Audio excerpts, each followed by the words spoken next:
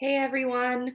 So for my reflect and respond this week, I drew on all of the readings, but I specifically wanted to think about the Rosa and Flores reading and dilemma of practice protocol and how my dilemma of practice protocol went. Um, so originally I started doing this, and sorry, my webcam's like super glitching out. Not sure why. It usually works. So anyways, I started by doing this as like a three just part like graphic organizer, thinking about it. But as I started to put my thoughts into these three categories of connect, extend, and challenge, I just like started to think about it as like a more fluid kind of like timeline, and kind of the ideas that were being talked about in the reading, I was thinking of through the lens of my actual dilemma that I brought up in my dilemma of practice. So I ended up creating this visual, and I'll zoom in here a little bit so you can like just really get a good look at it. So I started in the middle with like a heart, and that was the connect kind of piece. And those were the things that like I already knew, I already believed. And those were things that also I already knew and believed like in my teaching practices in general. So like race and language are connected.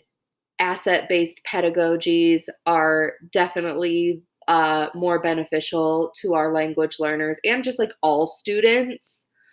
Um, and that racism exists, and saying it doesn't is racist in itself. That kind of relates to my specific dilemma.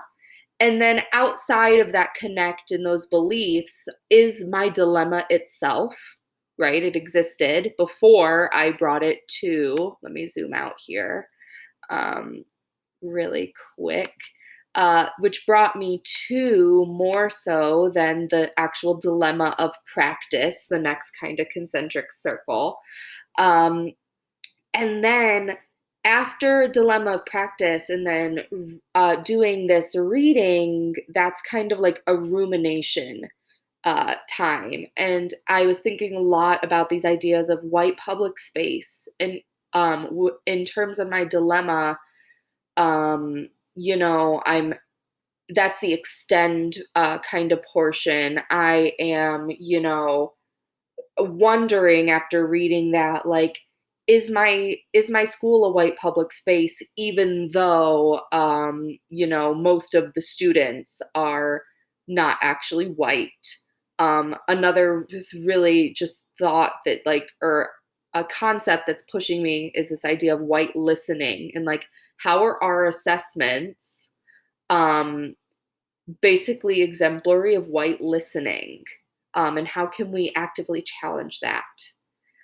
Which then brings me to my final circle of challenge, right? Like these are my lingering questions or challenges that I'm trying to figure out. And I tried to make like the last circle kind of like waves, then with like a question sign and a peace sign, because like it leaves me with the question of how do I make these waves be actively anti-racist, and this kind of ties into like what my dilemma was and what I'm still ruminating on, but also like keep peace and create like a positive work environment and be like an approachable collaborator.